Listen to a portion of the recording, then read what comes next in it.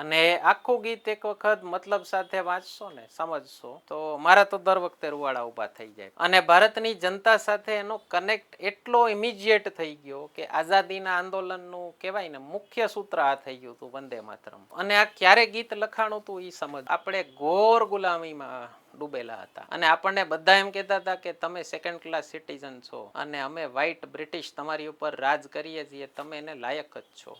Okay, ત્યારે બંકિમચંદ્ર ચટ્ટોપાધ્યાયે ભારતને એક હોપ દેવા માટે, ભારતની જનતાને, અને એક શૌર્ય જગાડવા માટે આ ગીત લખ્યું છે. એક તો એક્ઝામ પર્સપેક્ટિવ થી તો આવી જ શકે, ડીવાયએસઓ કયો, ક્લાસ 1 કયો, એસટીઆઈ કયો, રિપોર્ટ લખવાનો કહી દે, વંદે માતરમની મહત્તા સમજાવતો તમારા મિત્ર સાથેનો એક સંવાદ લખો, એસે આવી જાય, જીએસમાં ક્યાંય ક્વેશ્ચન આવી જાય. ચાલો, એક કરંટની ઘટના થઈ છે. આપણે વંદે માતરમ ગીત ગવાયું એના 150 વર્ષ ભારત સરકાર ઉજવે છે અત્યારે.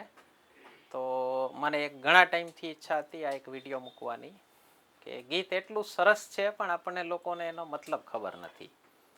અને આખું ગીત એક વખત મતલબ સાથે વાંચશો ને સમજશો તો મારા તો દર વખતે રૂવાડા ઊભા થઈ જાય વાગે ને તો. એટલે મતલબ સમજ્યા પછી હું સાંભળું ને તો દર વખતે ક્યાંય પણ કોઈ પણ પેલા જાહેર કાર્યક્રમમાં આખું વંદે માતરમ વાગે ને અને એના મતલબ હું એનો મગજમાં ઉતારતો મારા દર વખતે રૂવાડા ઊભા થઈ જાય. એટલું મસ્ત ગીત લખેલું છે. અને આખા ગીતમાં છે ને ભારતનું ચિત્રણ આખું કર્યું છે. એટલે ભારત શું છે. ઓકે, તો બંકિમચંદ્ર ચટ્ટોપાધ્યાયે એમના એક નોવેલ હતું આનંદ મઠ, એમાં આ ગીત પબ્લિશ થયું હતું. અને ભારતની જનતા સાથે એનો કનેક્ટ એટલો ઇમિજિએટ થઈ ગયો કે આઝાદીના આંદોલનનું કહેવાય ને મુખ્ય સૂત્ર આ થઈ ગયું હતું વંદે માતરમ. અને આપણા ક્રાંતિકારીઓ બધા વંદે માતરમ બોલતા અને અંગ્રેજોને એટલી આગ લાગતી કે એ લોકો કોડા મારતા વંદે માતરમ બોલવાથી. અને આપણે ઘણા કિસ્સા છે એવા કે કોઈ ક્રાંતિકારીને વંદે માતરમ બોલવા માટે કોડા પડતા હોય અને એક કોડો પડે ને ઓલો વધારે જોરથી વંદે માતરમ બોલે, ઓલો વધારે જોરથી મારે, ઓલો હજી વધારે જોરથી વંદે માતરમ બોલે. તો એટલું સારું કનેક્ટ થઈ ગયું હતું જનતા સાથે. તો શું છે મતલબ સમજજો એનો. પેલું તો છે વંદે માતરમ, બરાબર. આપણે ભારતને માતા તરીકે, ધરતીને માતા તરીકે પૂજીએ છીએ તો એ છે કે મા તને વંદન. ઓકે, સુજલામ, ભારતનું પાણી કેવું છે, સારું સુજલ છે. આપણી જે નદીઓ છે, ભારત નદીઓના દેશ તરીકે ફેમસ છે. સપ્ત સિંધુ આપણું ભારતનું એક સૌથી જૂનું નામ કહેવાય છે, 7 નદીઓનો પ્રદેશ.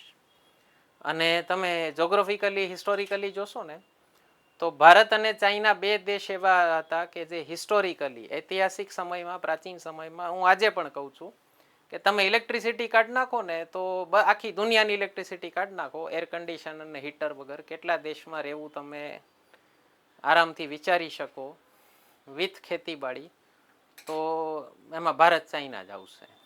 ઓકે, એટલા માટે ઐતિહાસિક રૂપથી આપણી વસ્તી ખૂબ રહેલી છે. તો કેવું પાણી છે, સુજલામ સુફલામ. ધરતી કેવી છે, વધુ ફળ આપે એવી. અને જળ પણ એવું છે કે વધુ ફળ આપે એવું. મલયજ શીતલામ, મલયજ આપણે એક શાસ્ત્રોમાં એક પહાડ કીધો છે જે ભારતના દક્ષિણ ભાગમાં છે. અને ભારતમાં એવો ઠંડો પવન વાય છે જે મલય પર્વત ઉપરથી વહે છે. હવે તમે જોગ્રાફી જરાક સ્ટડી કરશો ને તો તમને ખ્યાલ આવશે કે દક્ષિણમાં, ભારતની દક્ષિણમાં જે ઇન્ડિયન ઓશન છે એનો પવન જો ભારતમાં ન આવતો હોત તો ભારતમાં આ ખેતી, વરસાદ, નદી કાંઈ પોસિબલ જ નહોતું. તો એને એક ધાર્મિક જોગ્રાફિકલ એક કનેક્શન દઈ દીધું કે ભારતમાં આ નદીઓ છે, ફળદ્રુપ જમીન છે. ઓકે, શસ્ય શ્યામલામ, અગેન શસ્ય મીન્સ ફળદ્રુપ. શસ્ય એટલે આમ જોવો તો ઊભો પાક થાય, પણ કવિ અહીંયા વાઇપરો છે જમીનના કન્ટેક્સ્ટમાં. તો ઉપજાઉ જમીન, જે જમીનમાં પાક સારો થઈ શકે. શ્યામલામ, જમીનનો કલર કેવો છે ભારતની. આપણે ગુજરાતમાં તો જોઈએ જ છીએ કાળી માટી છે, બરાબર. માતરમ, ઓકે, ધરતીને માં કીધું છે. શું કામ? ખોડો પાથરીને બેઠી હોય, જેને ભૂકંપ જોયો એને ખબર હોય કે એ જરાક હલે ને તો તમે ભલભલા માં કહી દો. ગમે એવો નાસ્તિક હોય ને એ કહી દે કે માં ખમૈયા કરજે, હલતી નહીં.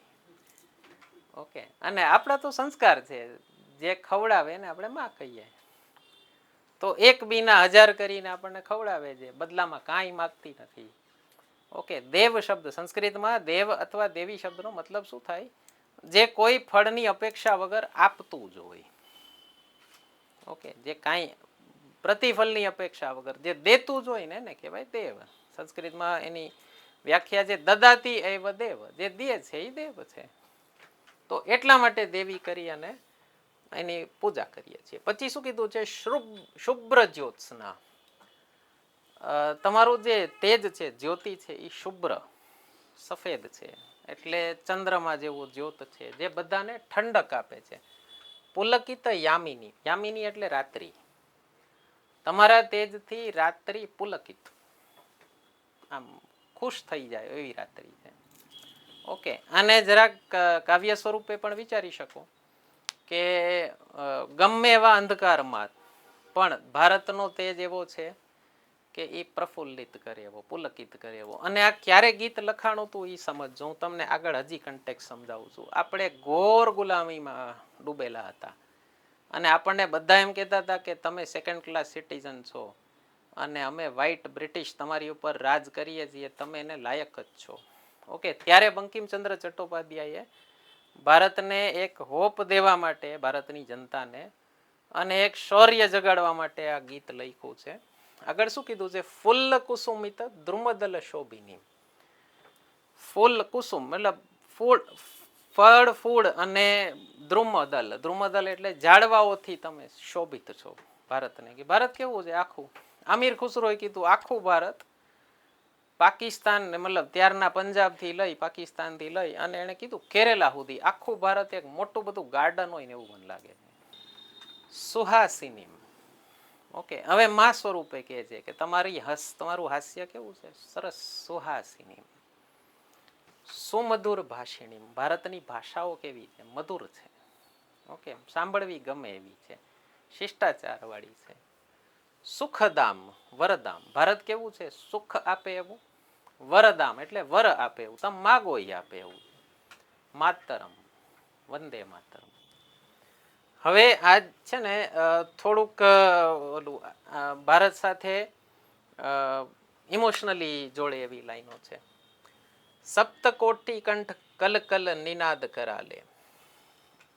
7 કરોડ અથવા કરોડો કંઠ તમારું ગુણગાન ગાય છે. કલ કલ નિનાદ કરાલે.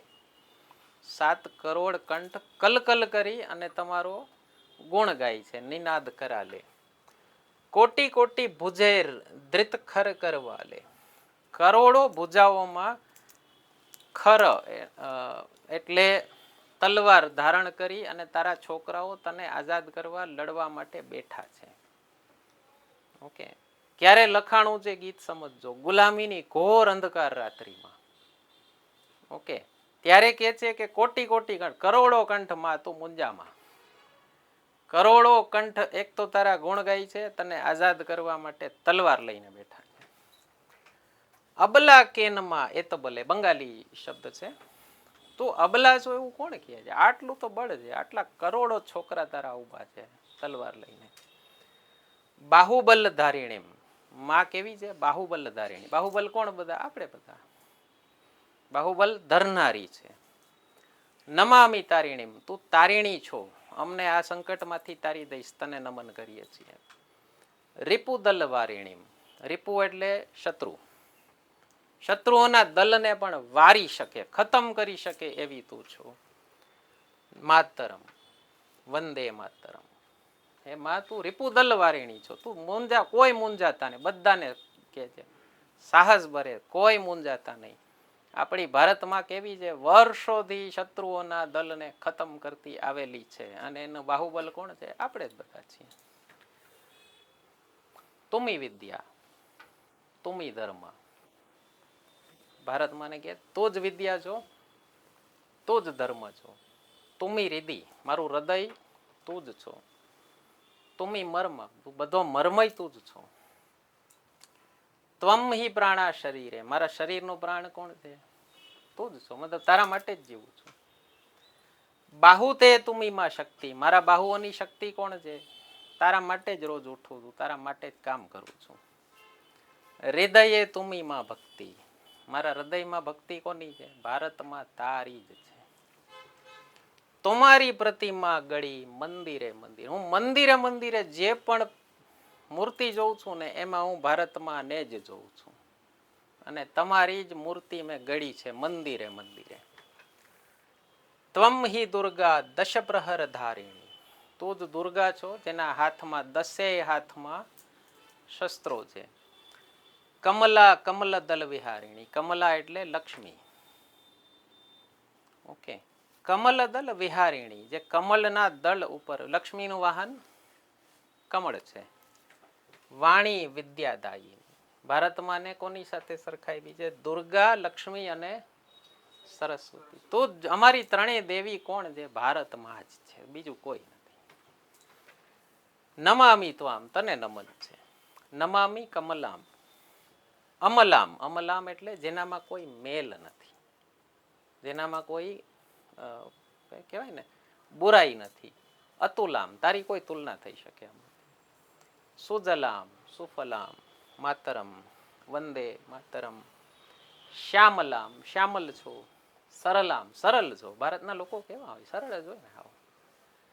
સુસ્મિતામ, તારું સ્મિત સારું છે. ભૂષિતામ, તારાથી દુનિયા ભૂષિત છે, તું દુનિયાનું ભૂષણ છો. ધરણીમ, અમને બધાને ધરીને બેઠી છો એટલે અમારી ધરણી છો, માં છો. ભરણીમ, અમારા બધાનું ભરણ પોષણ કરનારી છો. માતરમ, વંદે માતરમ. તો આટલું સરસ મજાના મતલબ વાળું ગીત છે. ઓકે, અને એના 150 વર્ષ અત્યારે ભારત સરકારે મનાવવાના ચાલુ કર્યા છે. તો મને એક લાગ્યું કે એક તો એક્ઝામ પર્સપેક્ટિવથી તો આવી જ શકે. માની લ્યો કોઈ પણ હમણાં આવનારી મેઇન્સ એક્ઝામ છે, કોઈ પણ ડીવાયએસઓ કયો, ક્લાસ 1 કયો, એસટીઆઈ કયો, એમાં ક્યાંય પણ માની લ્યો આલેખ લખવાનું કહી દે, રિપોર્ટ લખવાનો કહી દે, સંવાદ લખવાનો કહી દે, વંદે માતરમની મહત્તા સમજાવતો તમારા મિત્ર સાથેનો એક સંવાદ લખો, એસે આવી જાય, જીએસમાં ક્યાંય ક્વેશ્ચન આવી જાય, એક તો તમને કામ આવી શકે. બાકી મને એવું લાગ્યું દરેક ભારતીયને મતલબ ખબર હોવો જોઈએ, એટલા માટે વિડીયો મૂક્યો છે. બરાબર. તો મિત્રો, આશા કરું છું વિડીયો પસંદ આવ્યો હશે તમને. અમારો એક નાનકડો પ્રયાસ હતો વંદે માતરમ ગીતનો મતલબ કેવો છે તમારા સુધી પહોંચાડવાનો. કોઈ પ્રશ્ન હોય કમેન્ટ સેક્શનમાં પૂછી શકો છો. વિડીયો લાઈક કરવાનું, શેર કરવાનું અને ચેનલને સબસ્ક્રાઈબ કરવાનું બિલકુલ ભૂલતા નહીં. ધન્યવાદ.